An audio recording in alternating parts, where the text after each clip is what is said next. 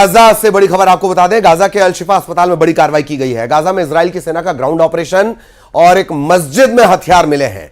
Hamas के हथियारों का जखीरा बरामद किया गया है।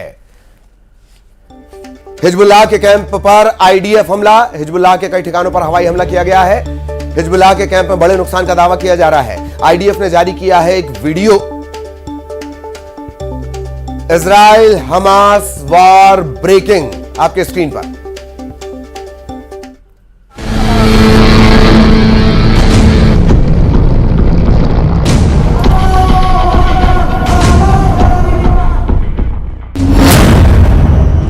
लाल सागर में हूती विद्रोहियों का आतंक। बीच समंदर में हाईजैकिंग की लाइव तस्वीरें।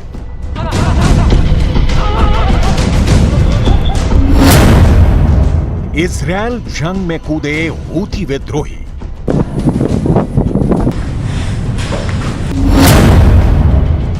जहाज हाईजैकिंग का जंग कनेक्शन।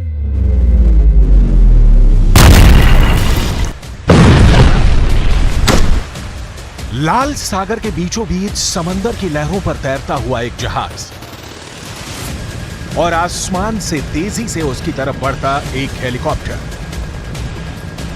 और फिर यह हेलीकॉप्टर जहाज के डेक पर लैंड करता है।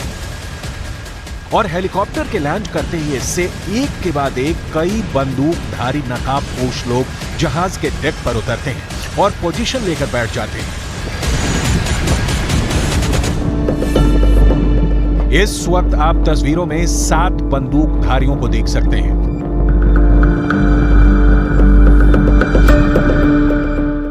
जहाज के डेक पर इन लोगों को उतारने के बाद हेलीकॉप्टर वापस मुड़ जाता है, जिसके बाद ये लोग सधे हुए कदमों से जहाज के इंजन रूम की तरफ बढ़ते हैं। इस दौरान इनके हाथों में असॉल्ट राइफलें साफ साफ दिख रही हैं। इसके बाद ये लोग जहाज के इंजन रूम में घुसते हैं तो अंदर मौजूद जहाज के क्रू मेंबर इन्हें देखते ही अपने हाथ उठा देते हैं।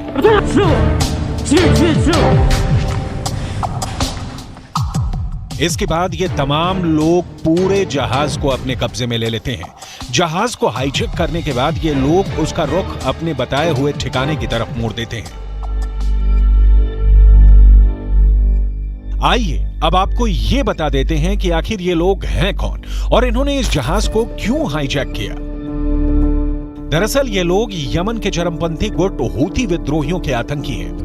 हूती विद्रोही वेस्ट एशिया में हमास और इजराइल के बीच चल रही जंग में हमास का समर्थन कर रहे हैं। और कुछ दिन पहले ही हूती विद्रोहियों ने यह धमकी दी थी कि वो इजराइल से ताल्लुक रखने वाले जहाजों को लाल सागर से गुजरने नहीं देंगे। फिल मुसल्लहत यमनिया बिअौनिल्लाहि तआला। गैलेक्सी लीडर नाम का यह जहाज तुर्की से इजराइल, मिस्र, जॉर्डन, सऊदी अरब, यमन और ओमान से होता हुआ भारत आ रहा था। लेकिन जैसे ही गैलेक्सी लीडर लाल सागर में यमन के करीब पहुंचा तो हूती विद्रोहियों ने इसे हाईजैक कर लिया। जहाज को हाईजैक करने के बाद हूती विद्रोही जहाज को यमन के होदेदा बंदरगाह ले गए। इस घटना के बाद इजराइल ने यह आरोप लगाया कि इसके पीछे ईरान का हाथ है, लेकिन ईरान ने इस आरोप को सिरे से खारिज कर दिया। इन اتهام‌زنی‌ها باطل و ناشی از شرایط بغرنجی است که رژیم صهیونیستی با آن دست به گریبان هست. The Houthi seizure of the motor vessel Galaxy Leader in the Red Sea is a flagrant violation of international law. We demand the immediate release of the ship and its crew, and we will consult with our allies and UN partners as appropriate on next steps. Israel के मुताबिक Galaxy leader एक British company के नाम पर registered है और एक Israeli कारोबारी अब्राहम ओंगर इसके आंशिक हिस्सेदार हैं। फिलहाल इस जहाज को एक जापानी कंपनी को लीज पर दिया गया था। इजरायली विदेश मंत्रालय के मुताबिक जहाज के crew member Ukraine, Bulgaria, Philippines और मैक्सिको मूल के हैं।